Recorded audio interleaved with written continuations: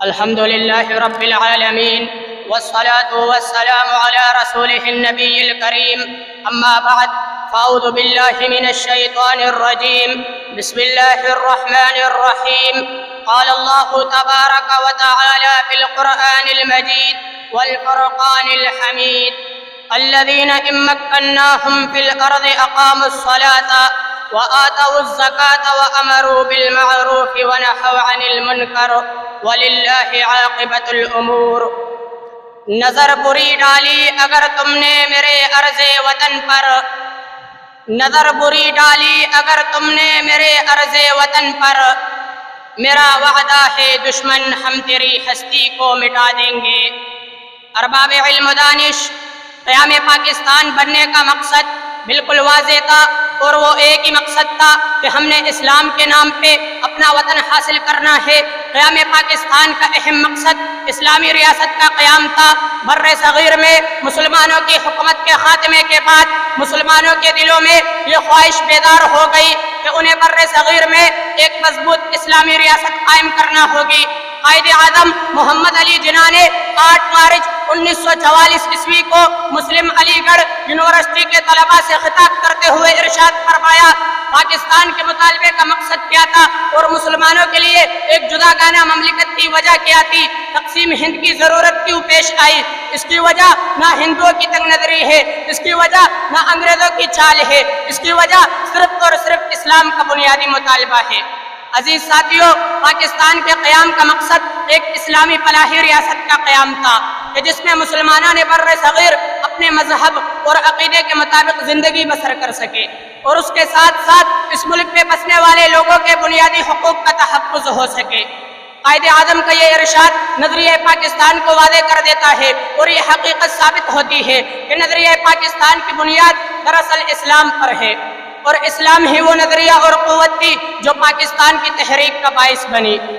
نظریہ پاکستان کا مطلب مسلمانوں کا غیر مسلموں سے آزادی حاصل کر کے اپنی زندگیاں اسلامی اصولوں کے مطابق گزارنا ہے۔ عزیزان من، ہم نے اس وطن کو لا الہ الا اللہ کی بنیاد کے لیے لیا تھا، جس کا مقصد صرف اور صرف اللہ کی توحید اور اس کے تقاضے تھے، مگر افسوس آج ہم نے اس عظیم مقصد کو بھلا دیا، جس عظیم مقصد کے لیے لاکھوں قربانیاں پیش کی گئی کہ جس کی بنیاد میں لاکھوں شہداء کا خون شامل ہے۔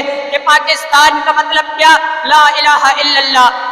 لا الہ الا اللہ کا مطلب یہ ہے کہ رب کی زمین پر رب کا نظام نافذ کیا جائے، اعلاء کلمت اللہ کا نفاذ کیا جائے۔ لا الہ الا اللہ کا مطلب یہ ہے کہ عدل و انصاف کو قائم کیا جائے۔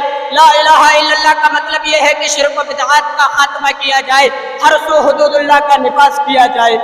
لا الہ الا اللہ کا مطلب یہ ہے کہ فحاشی اور بے حیائی کا قلع قبا کیا جائے۔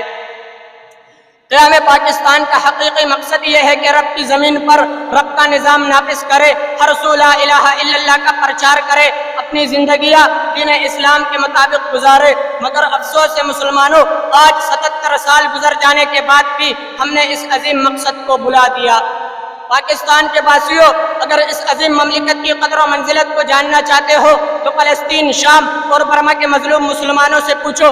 اگر اس عظیم مملکت کی قدر و منزلت کو جاننا چاہتے ہو تو ان کشمیریوں سے جا کر پوچھو کہ جن کے نوجوانوں کو سر عام روڈوں اور چوکوں پر گھسیٹا جاتا ہے، کہ جن کی ماؤں بہنوں کی عزتوں کو سر عام پامال کیا جاتا ہے۔ اسی لیے اس ملک پاکستان کو اپنے لیے باعث غنیمت سمجھیے، کیونکہ یہ ملک پاکستان وہ پاک سرزمین ہے جسے کلمہ توحید کی بنیاد پر حاصل کیا گیا ہے۔ برادران اسلام، جب اہل اسلام کو ایک آزاد مملکت اور ریاست حاصل ہو جائے تو اہل اسلام کے لیے از حد لازم ہے کہ دیگر امور دینیہ کے ساتھ 4 کام سر انجام دے۔ رب کا قرآن کہتا ہے، الذین ان مکناہم فی الارض اقاموا الصلاۃ وآتوا الزکاۃ وامروا بالمعروف ونہوا عن المنکر، کہ وہ نماز کی پابندی، زکوٰۃ کی ادائیگی، امر بالمعروف اور نہی عن المنکر کا کما حقہ مصداق بنے۔ اپنی ہر سانس تیرے نام کرتے ہیں اے وطن، اپنی ہر سانس تیرے نام کرتے ہیں اے وطن، ہم تجھے سلام کرتے ہیں۔ وآخر دعوانا ان الحمد للہ رب العالمین۔